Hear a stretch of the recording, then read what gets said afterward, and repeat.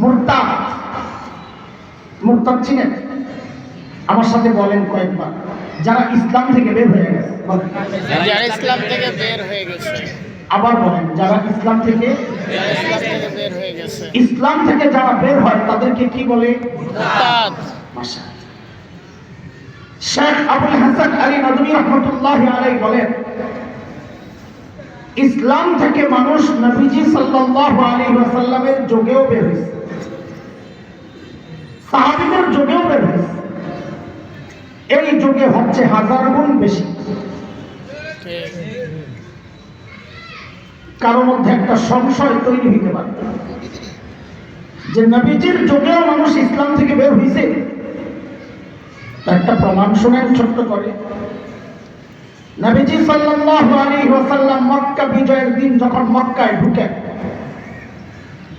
তখন সাধারণ ক্ষমা ঘোষণা করেছিলেন এই বলে, লা তাসরিবা আলাইকুমুল ইয়াওম, আজকে কোনো প্রতিশোধ নাই, আমি সবাইকে মাফ করে দেব।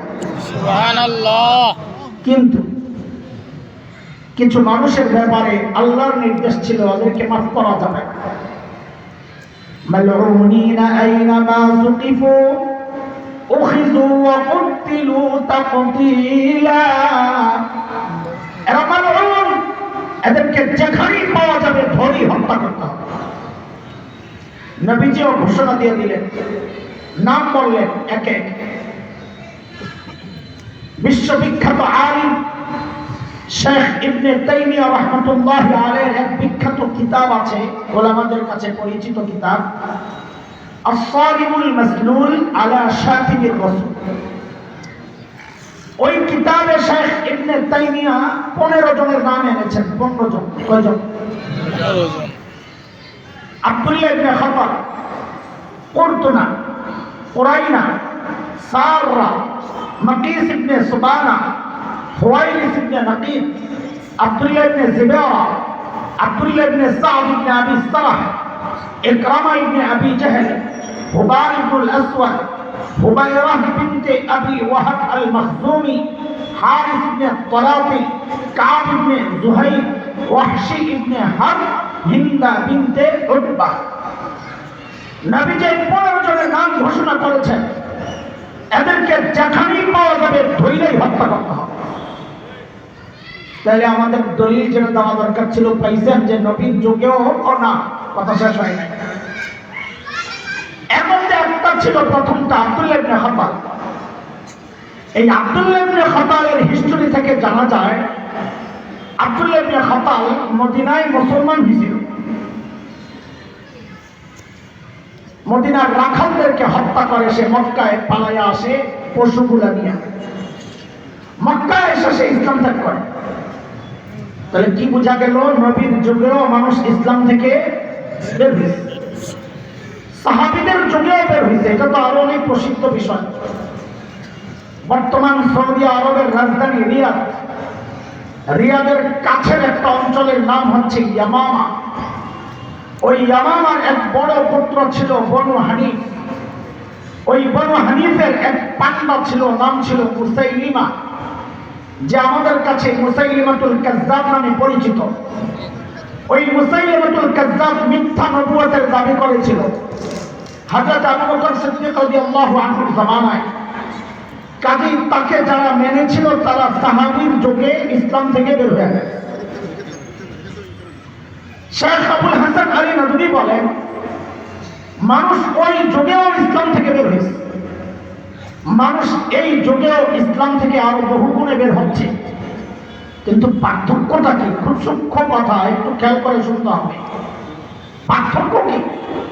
শেখ আবুল হাসান আলী নদভী বলেন, পার্থক্য হচ্ছে ওই যুগে যারা মুসলমান থেকে ইসলাম থেকে বের হয়ে যাইত, ও নিজেও জানতো আমি ইসলাম থেকে বের হয়ে গেছি। যেই সমাজে মোরতাদ হইত, সমাজও জানতো সে ইসলাম থেকে বের হয়ে গেছে, ফলে তাদের বিরুদ্ধে জিহাদ করছে। কিন্তু আফসোস, এই যুগে যারা ইসলাম থেকে বের হচ্ছে, ওই যে আপনারা বলেছেন আমরা দুই মাহবুব জানি না, একজন মানি, এই কথার উপর আসলাম।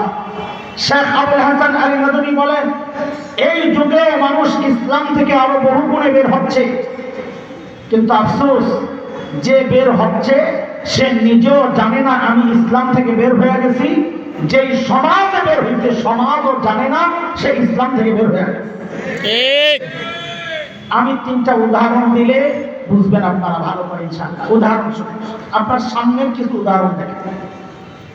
2013 শাহবাগের গণজাগরণ মঞ্চের কথা মনে আছে আপনাদের? আছে। যুদ্ধাপরাধীদের বিচার ত্বরান্বিত করার দাবিতে সেই মঞ্চ বসেছিল, ওইটা নিয়ে আমি আজকে কথা বলবো না।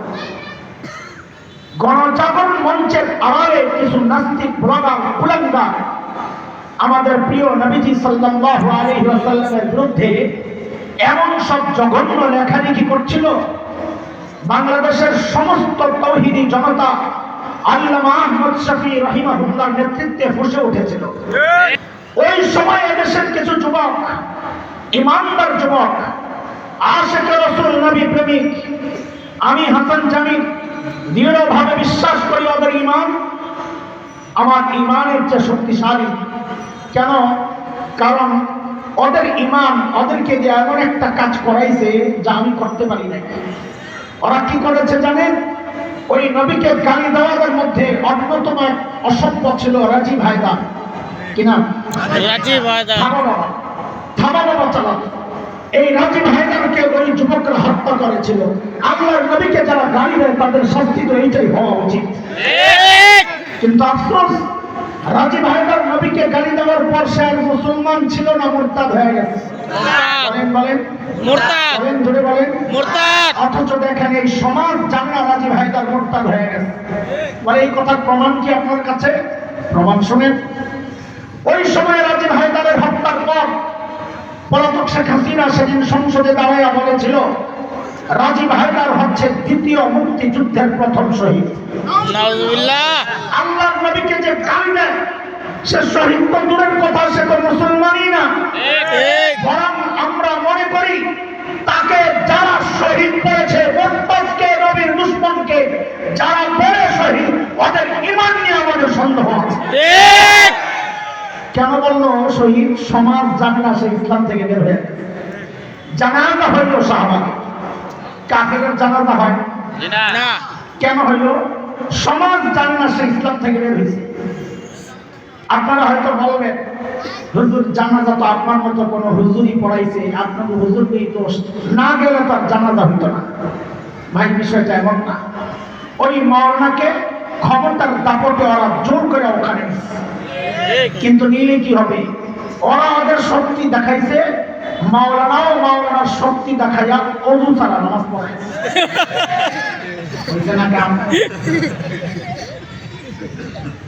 পরদিন পত্রিকায় আসছে তকবীর দিছে 3টা,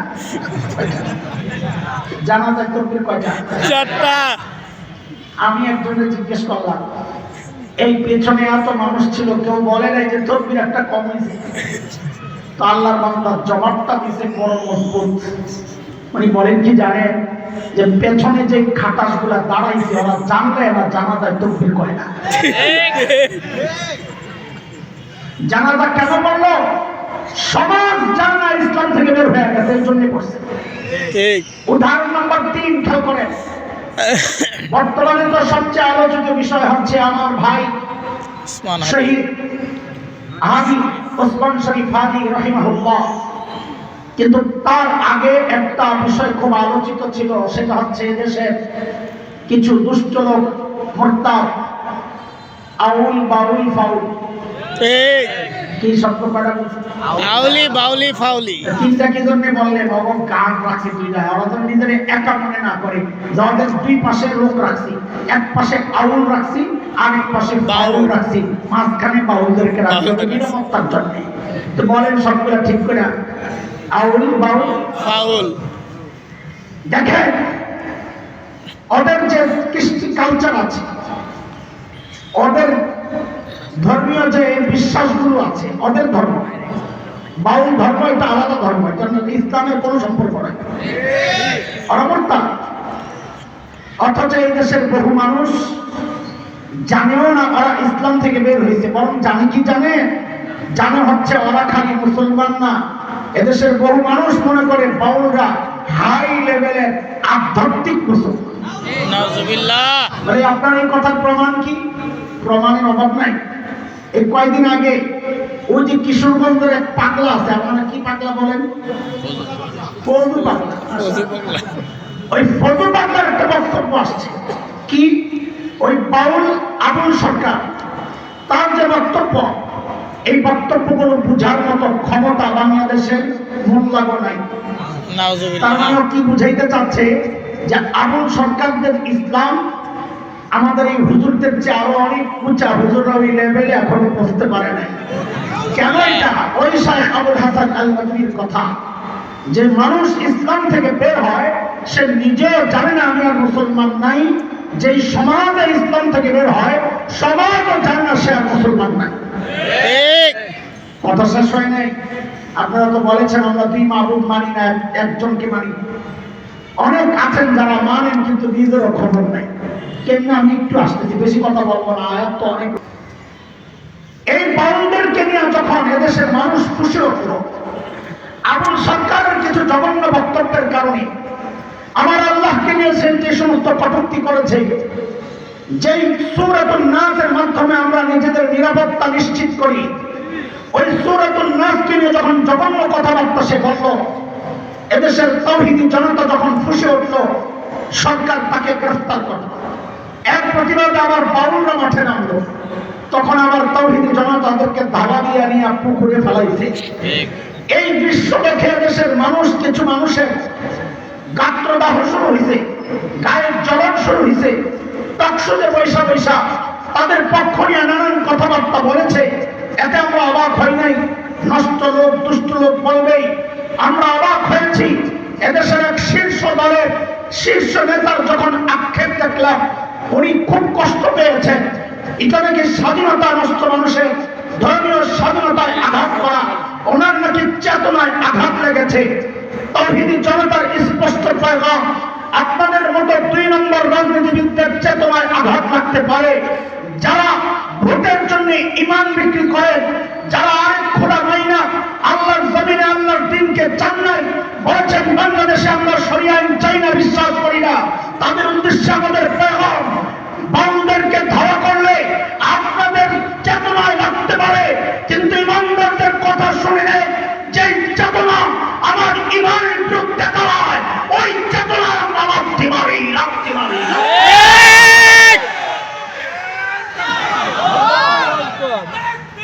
আল্লাহু আকবার। ভেঙে দাও, গুড়িয়ে দাও। আমি জিজ্ঞেস করছিলাম দুই মাহবুব মানেন কিনা, বলছেন মানেন না। যদি না মানেন তো বাংলাদেশে মাহবুব কয়জন? এই জমিনকার আল্লাহর। আমার দ্বিতীয় আয়াত, আজকের 52 নম্বর আয়াত, ওয়ালাহু মা ফিস সামাওয়াতি ওয়াল আরদ। জমিন যা, আসমান যা, এর ভেতরে সব কিছু যা, শাসন চলবে এই জায়গায় আমেরিকা না না, কার? আল্লাহর। আরো ধরে, আল্লাহর। আরো ধরে, আল্লাহর। যদি তাই হয় আপনাদেরকে আমাদের এখন বিশ্বাস হয় না। আপনারা ঠিক বলেন, এখানে ভোট দেন, এখানে, এটাও ঠিক না। যদি তাই হয়, যদি মাহবুব একজন হয়, আপনাদের মাহবুব যদি একজন হয়, তো আপনাদের আওয়াজ উঠাইতে হবে, জমিন যা, শাসন চলবে যা, তা সব তন্ত্র মন্ত্র আমাদের দেখা শেষ। আর কোন তন্ত্র দেখে ধোকা খেতে চাই না। আর একটাই দেখার বাকি আছে, এটা দেখতে চাই আগামীর বাংলাদেশ হবে কোরআনের বাংলাদেশ, ইসলামের বাংলাদেশ। ঠিক আছে তো? আমার যায় ভোট আল্লাহু আকবার। কোরআন শোনার আলো, ঘরে ঘরে জালো। আল্লাহু আকবার।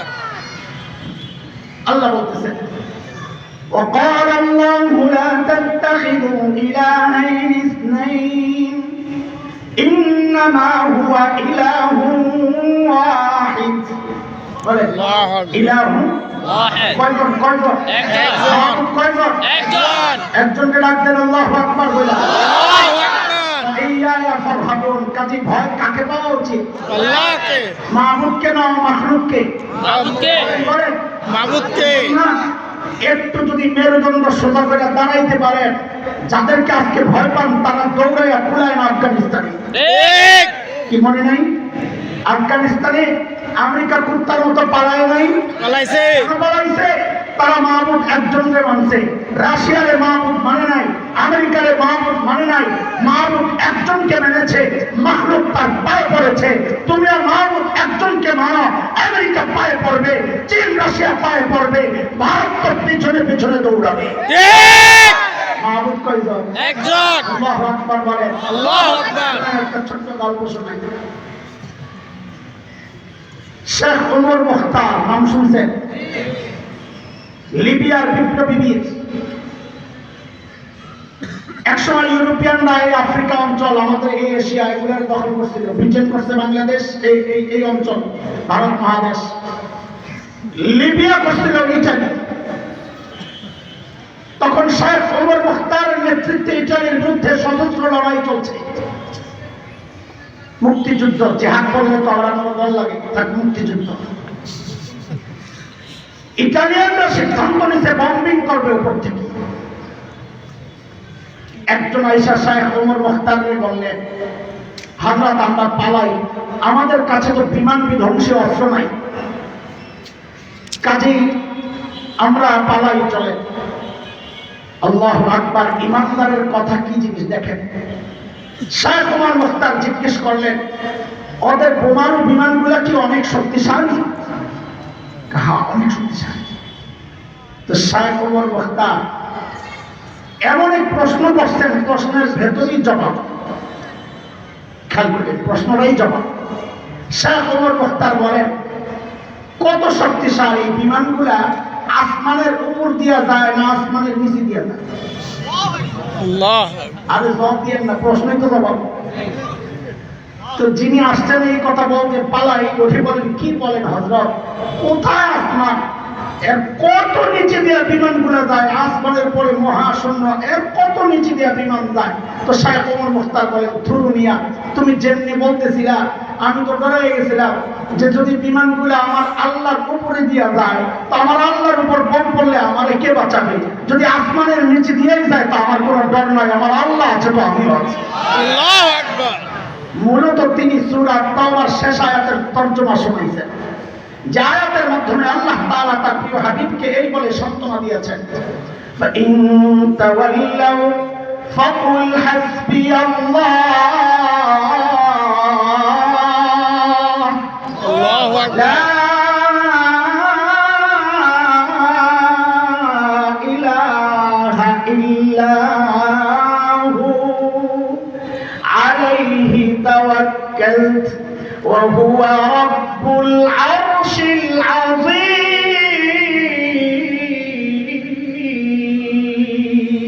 আল্লাহু আকবার। আরশে আজিমের মালিক যাদের রব, তাদের কোনো ডর নাই ইনশাআল্লাহ। বলেন ইনশাআল্লাহ। ইনশাআল্লাহ। যারা হুমকি ধমকি দেয় ওদের জানা থাকা দরকার, এটা আমরা যারা গোলামি করি তার জন্য ওদেরকে মশার পাখা দিয়ে থাপ্পড় দিয়েও মারা কোনো ব্যাপার না। ঠিক। বলেন, কথা বলেন, ঠিক। এই কথা কার? আল্লাহ বলেছেন। আল্লাহ বলেন, আল্লাহ একমাত্র মাবুদ। এটার দলিল কি, প্রমাণ কি? তো আল্লাহ 52 নম্বর আয়াতে বলতেছেন, লাহু মা ফিস সামাওয়াতি ওয়াল আরদি ওয়া লাহুদ দীনু ওয়াসিবা আফাগায়রাল্লাহি তাত্তাকুন। আল্লাহ বলেন, আসমান জমিনে যা কিছু আছে সব তো আমার।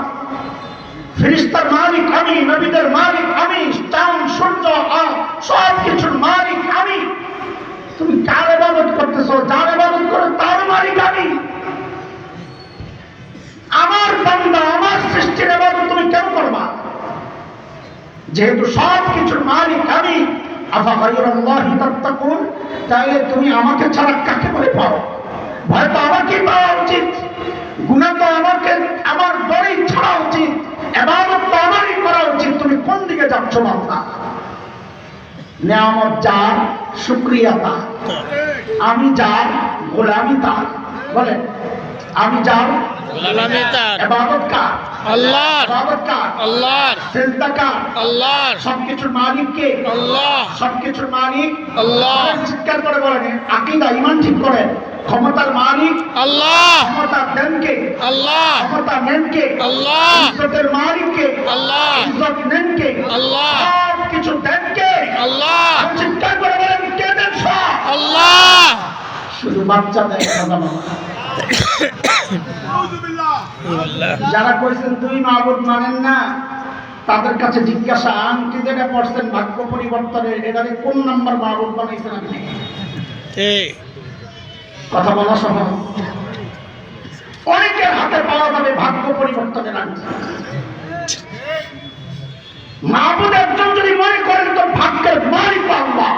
ঠিক। মাহবুব একজন যদি মনে করেন আমার স্বাস্থ্য সুরক্ষার মালিক আল্লাহ। মাহবুব যদি একজন হয় আমার নিরাপত্তার মালিক আল্লাহ, আমার শত্রু দমনের মালিক আল্লাহ, আমার সব কিছুর মালিক একজন। চিৎকার করে বলেন তিনি কে? আল্লাহ। কাজে ইবাদত চলবে শুধু আল্লাহর। চাইবো সবকিছু শুধু আল্লাহর কাছে। আল্লাহর কাছে। মনে থাকবে ইনশাআল্লাহ। ইনশাআল্লাহ। তৃতীয় আয়াত, ইলাইহি তাজআরুন। আল্লাহু আকবার। আল্লাহ বলেন যত নিয়ামত সব আমার। আমার এই চোখ কে দিয়েছেন? আল্লাহ। বলেন আমার এই শরীরের সব কিছু কে দিয়েছেন? আল্লাহ। আল্লাহ বলেন বিপদে পড়লে তুমি ঠিকই ওইটা পরিচয় দাও। আয়াত তাজআরুন, চিৎকার চেঁচামেচি শুরু করো, ও আল্লাহ মরে বাঁচাও, আল্লাহ মরে বাঁচাও। সুম্মা ইযা কাশাফাদ দুররা আনকুম, আবার আমি যখন বিপদ সরাইয়া দিই, দূর করে দিই, তো তোমাদের মধ্যে একটা বড় পিতা ফারিকুম মিনকুম বিরাব্বিহিম ইউশরিকুন। এখানে একটু কথা বলে দেব। অন্য আয়াত আসছে, ফাইদা রাকিবু ফিল ফুলক দাউল্লাহ মুখলিসিনা লাহুদ্দিন। নৌকায় বসতে, কোরআনের আয়াত, নৌকায় বসতে ঝড় তুফান শুরু হয়েছে, তো আল্লাহর ডাকা শুরু করছে। হয়নি এমন? হয়। ওই লঞ্চ মাঝে মাঝে দেখা যায় ঝড়ের কবলে পড়ে, হায় রে কি যে দোয়া দূর করতে করতে একদম মুখে ভেড়া যেই সতর্ক টার্মিনালে ওঠে আর বলে আর খবর নাই। বলেন ঠিক। কিন্তু আর ব্যতিক্রমও আছে। একটা গল্প শুনবেন ব্যতিক্রমের? শুনলেন? ওই যে নবীজি 15 জনের নাম ঘোষণা করছিলেন, মনে আছে? এদের আছে। পাওয়া যাবে, ধৈর্যই হত্যা করতে হবে, মনে আছে? মনে আছে। ওই আবু জাহেলের ছেলে ইকরামা রাদিয়াল্লাহু আনহু লইরো না বেশি। শুনে। অনেক জ্বালাইছে, নবীজি ওয়ারেন্ট জারি করছেন ইকরামারে পাইলে ধৈর্যই দিবা শেষ হয়ে যায়। হযরত ইকরামা পালাইছেন ইয়ামানের দিকে। যাওয়ার সময় এক জায়গায় পানি পড়ছে, পানি। ভাই আমরা নদীর দেশের মানুষ, আমাদের পোলাপানি তো পানি দেখলে ডরায়, আর ওনারা মরু অঞ্চলের মানুষ, পানি দেখে কি ডরাইছে, এমন পার হবো কেমনি? এর মধ্যে দেখে একটা নৌকা আসতেছে, নৌকা আসতেছে, নৌকারে ডাক দিচ্ছে, ডাক দিয়া হযরত ইকরামা নৌকায় উঠছেন। আল্লাহর কি হুকুম, যেই না নৌকায় উঠছেন,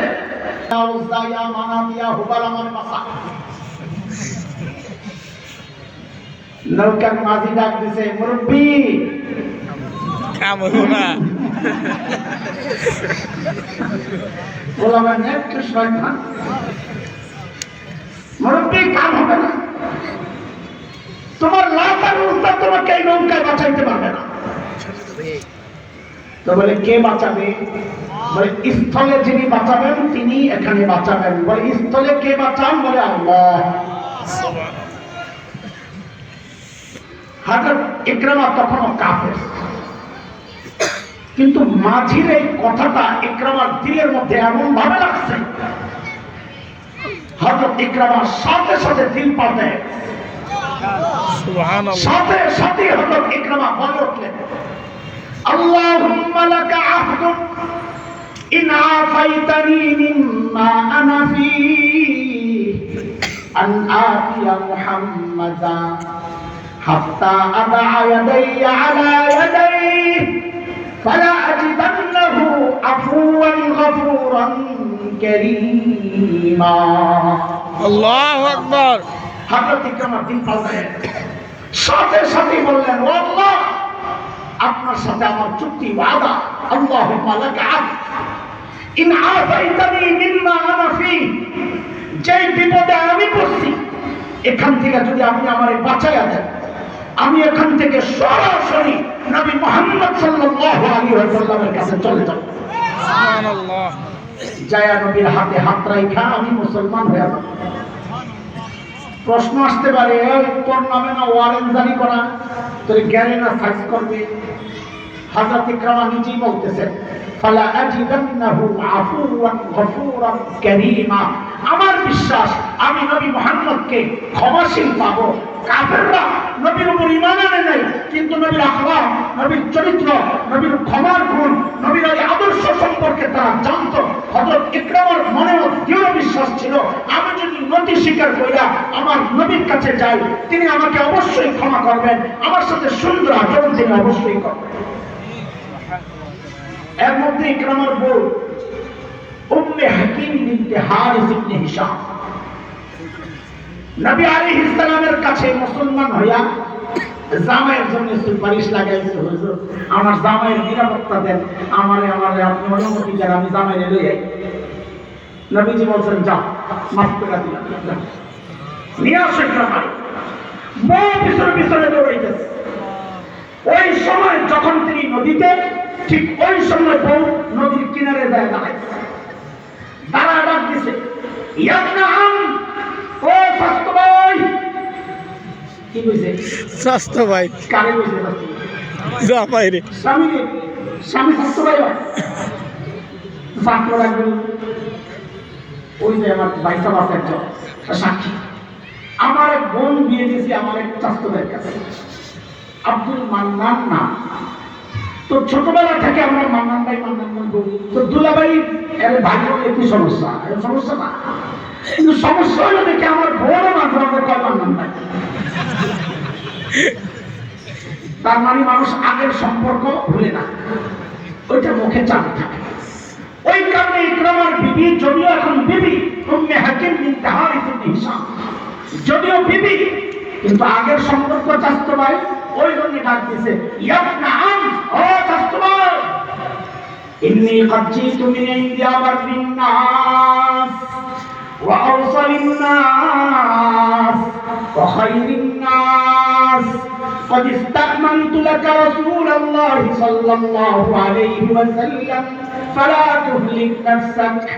ও চাস্তো ভাই, আমি এমন একজন মানুষের কাছ থেকে আসছি যিনি মানুষের মধ্যে সবচাইতে নেককার, যিনি মানুষের মধ্যে সবচাইতে চমৎকার আদর্শের, যিনি মানুষের মধ্যে আওসালুন নাস, আত্মীয়তার সম্পর্ককে মূল্যায়ন করার ক্ষেত্রে সবচাইতে দায়িত্বশীল ব্যক্তি।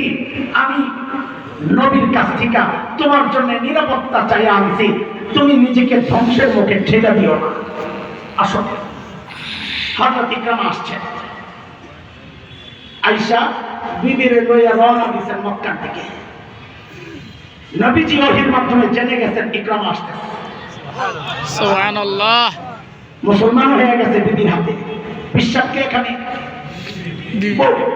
মুরিদকে জামাই ইকরামা। কিন্তু নবীজির এখন টেনশন হচ্ছে। কি টেনশন?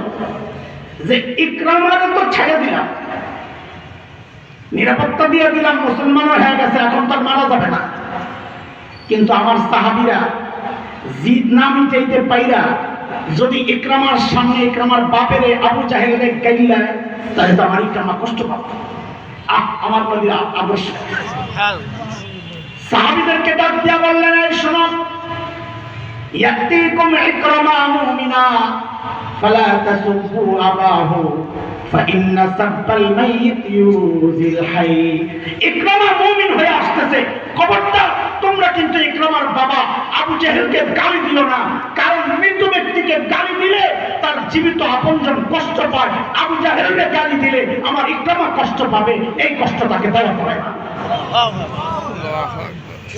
আল্লাহ বলতেছেন, ভাই সুম্মা ইযা কাশাফা দুররা আনকুম ইযা ফারিকুম মিনকুম বিরাব্বিহিম ইউশরিকুন। বিপদ কাইটা গেলে তোমাদের মধ্যে কেউ কেউ, আল্লাহ বলেন মিনহুম, সবাই না, সবাই হয় না। তোমাদের মধ্যে কেউ কেউ আবার শিরক করা শুরু করে। আল্লাহ যে বলেছেন কেউ কেউ, এটার প্রমাণ দিলাম যে কেউ কেউ আবার মুমিনও হয়েছে, যেমন হযরত ইকরামা। বুঝে আসছে না কথা? চল আমরা আমাদের পরবর্তী আয়াতে চলে যাই। আরে টাইম তো নাই। কি বড় একটা রূপও দেয় হেরা 1 ঘন্টার মধ্যে। সারা রাত ভাবে কথা বললেন, একটা সাইজ করা যায়। আল্লাহ বলছে ليكفروا بما آتيناهم فتمتعوا فسوف تعلمون। আল্লাহর নিয়ামতের নাশুকরিয়া করতেছো, কুফরি করতেছো, মজা লইতেছো, লইতে থাকো, অচিরেই টের পাইবা মজা কারে কেন। فسوف تعلمون, অচিরেই টের পাইবা। আমি কড়াই গন্ডা হিসাবে আল্লাহর একটা বড় ধমক এটা। আয়াত সামনে যেহেতু গুরুত্বপূর্ণ কিছু কথা আছে, এখানে আমি আর থাকলাম না, সামনের দিকে চলেন। এরপর আল্লাহ বলতেছে وَيَجْعَلُونَ لِمَا لَا يَعْلَمُونَ نَصِيبًا مِّمَّا رَزَقْنَاهُمْ تَاللَّهِ لَتُسْأَلُنَّ عَمَّا كُنتُمْ تَفْتَرُونَ। আল্লাহ একটু শুনেন, গরু দিছে কে? আল্লাহ। গরু কে বানাইছে? আল্লাহ। চাল কে বানাইছে? আল্লাহ। ডাল কে বানাইছে? আল্লাহ। কে কে? আল্লাহ। তাহলে কই বানাইলাম আমি, আর তুই নিয়ে দেশ মূর্তি রে। আর বুঝেন নাই? গরু বানাইলাম আমি, তুই নিয়ে দেশ তোর পীর রে। গরু বানাইলাম আমি, তুই জমা করস পীরের নামে, তুই আদা ডাল চাল নিয়ে সব দেশ। আর হেনে যায় একটা গান বস না, কাজারে তোর দরবারেতে কেউ ফিরে না খালি হাতে। অর্থাৎ আস্তে একটা কাঁচা পিসা কথা বলা দরকার ছিল, খাজারে তোর দরবারেতে কেউ ফিরে না ভরা হাতে। সব দিয়ে আয়া বলে দরবারটা একটাই বড় দরকার ছিল, মালিক রে তোর দরবারেতে কেউ ফিরে না খালি হাতে। বলেন তবে হবে কার নামে? মান্নত হবে কার নামে? খাজা কোন দরবারের পক্ষে তাদের জন্য মান্নত করা, এটা ঈমান ভঙ্গের কারণ হয়ে যেতে পারে। কথা একটু এদিকে দিকে খবরদার। সবকিছু যার কোরবানি উৎসর্গ হবে তার নামে। এটা তো আপনার পড়ি না কোরবানির সময় কি বলি? আল্লাহ। ইন্না সালাতি ওয়া নুসুকি ওয়া মাহইয়ায়া ওয়া মামাতি লিল্লাহি রাব্বিল আলামিন। সব কিছু কার জন্য? আমার আল্লাহর জন্য। এরপরে একটা গভীর অভিযোগ আল্লাহ তাআলার বান্দার প্রতি। দেখেন, এটা আমরা শেষ করবো, একটু সময় লাগবে। আপনার মনোযোগ আসেনি? আল্লাহ আপনি সহজ করে দেন। আল্লাহ বলতেছেন وَيَجْعَلُونَ لِلَّهِ الْبَنَاتِ سُبْحَانَهُ وَلَهُم مَّا يَشْتَهُونَ وَإِذَا بُشِّرَ أَحَدُهُم بِالْأُنثَىٰ ظَلَّ وَجْهُهُ مُسْوَدًّا وَهُوَ كَظِيمٌ يَتَوَارَىٰ مِنَ الْقَوْمِ مِن سُوءِ مَا بُشِّرَ بِهِ أَيُمْسِكُهُ عَلَىٰ هُونٍ أَمْ يَدُسُّهُ فِي التُّرَابِ أَلَا سَاءَ مَا يَحْكُمُونَ। আল্লাহু আকবার। আল্লাহ বলেন, দেখেন ওয়াজআলুনা লিল্লাহিল বানাত, এটা ইহুদিরা করছে। ফেরেশতাদেরকে আল্লাহর মেয়ে বানাইছে। নাউযুবিল্লাহ। আল্লাহ। মেয়ের দুনিয়া আল্লাহর বাণী।